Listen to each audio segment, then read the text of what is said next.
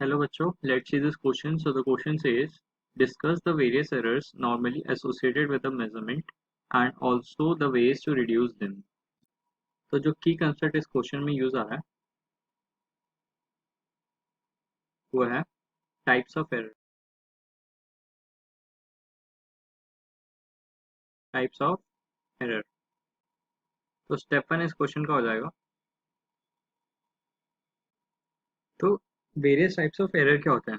तो some types of error are some types of error. देखते हैं कौन कौन से एरर्स होते हैं। ठीक, एरर होते हैं observational error. Observational errors. Observation errors क्या होते हैं? हमने रीडिंग तो सही निकाली है पर हमने उसको ऑब्जर्व करने में, स्केल में उसको ऑब्जर्व करने में, हमने रीड करने में गलती कर दी, तो वो होते हैं observational errors. Next types of error होते हैं instrumental errors. Instrumental errors. Instrumental errors में इंस्ट्रूमेंट जो होता है वही फॉल्टी होता है, मतलब इंस्ट्रूमेंट खुद ही सही से रीडिंग नहीं देता। तो ये एक टाइप हो गए इंस्ट्रूमेंटल एरर, ऑब्जर्वेशनल एरर। एक होता है इन्वायरमेंटल एरर।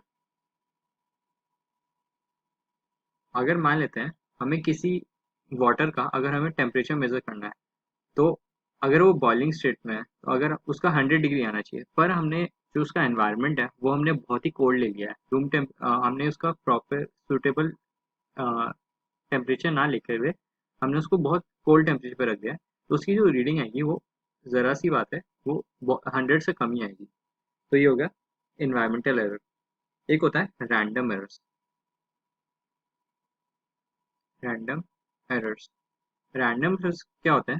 हमें पता ही नहीं लगा कहाँ पर गलती हुई। हमने अच्छे से ऑब्जर्व करा, अच्छे से हमारे इंस्ट्रूमेंट यूज़ करा और हमने एनवायरनमेंट भी अच्छा रखा, पर तब भी रीडिंग जो है एक्चुअल वैल्यू से थोड़ी डेविएटेड आ रही है। उसको हम कहते हैं रैंडम एरर्स। और रैंडम एरर्स को रिड्यूस करने का एक ही तरीका है कि हम जो ऑब्जर्वेशन है वो बार बार करें, बार बार हम ये स्टेप रिलीज करें, अ, ये दोबारा ये स्टेप हम प्रोसेस करें, ताकि हमारे जो रैंडम एरर्स है वो कम हो जाए। तो स्टेप टू हो जाएगा क्वेश्चन का। तो हमसे क्वेश्चन में वेज टू रिड्यूस एरर्स के बारे में पूछ रहे हैं।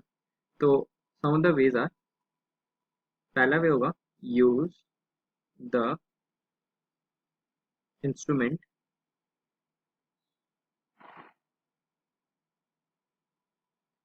With high precision.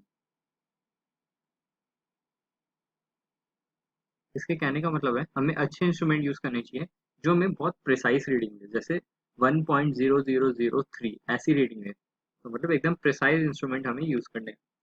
दूसरा क्या प्रिकॉशन हम ले सकते हैं? हमें एनवायरनमेंट का बहुत ध्यान रखना है। Take suitable environment.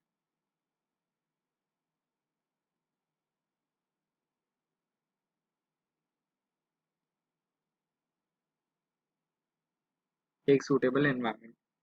एक और हम क्या प्रिकॉशन ले सकते हैं? Adjust the zero.